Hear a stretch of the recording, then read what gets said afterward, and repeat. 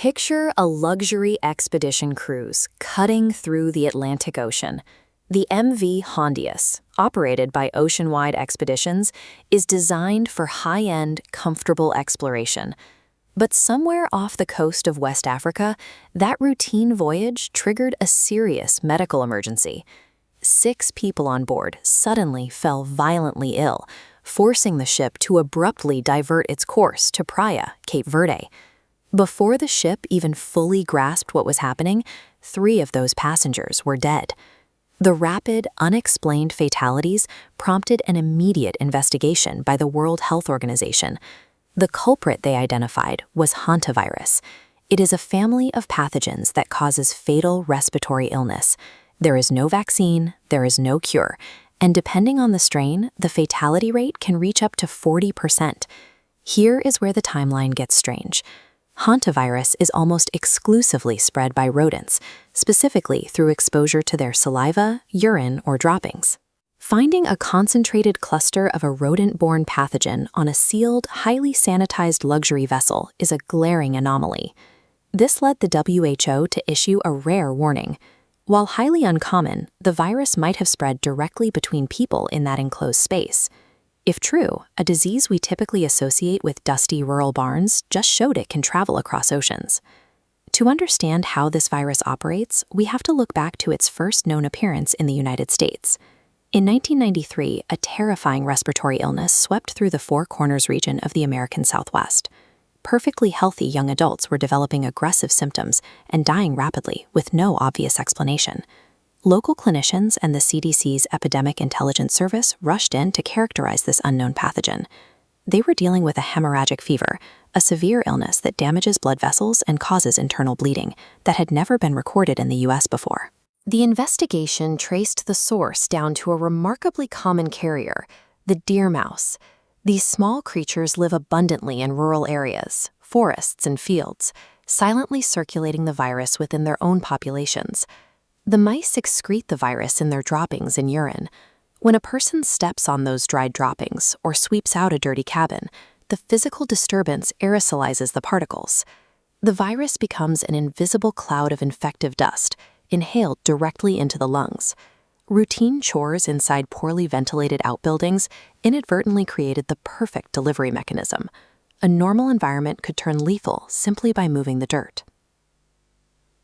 This diagram illustrates the agonizingly long incubation period of a hantavirus infection. After exposure, it can take up to 8 weeks for the first signs of illness to appear. And when they do, the fatigue, fever, and muscle aches perfectly mimic a mild case of the flu or COVID-19, meaning the infection is almost always missed in its early stages. Eventually, the virus targets the respiratory system, triggering what is known as hantavirus pulmonary syndrome.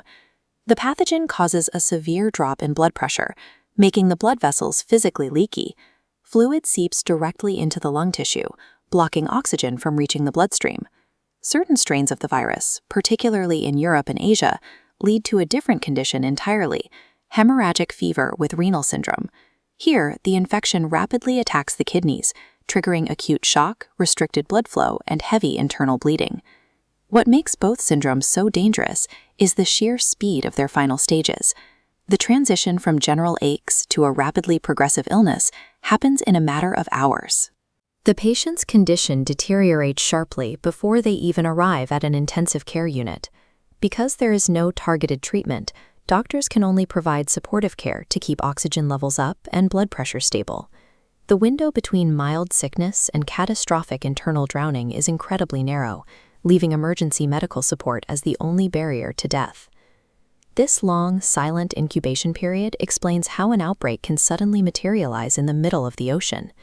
A localized exposure on land can lie dormant for weeks, allowing passengers to cross international borders during busy travel seasons before they even realize they are sick. And this pathogen does not care about your location or status.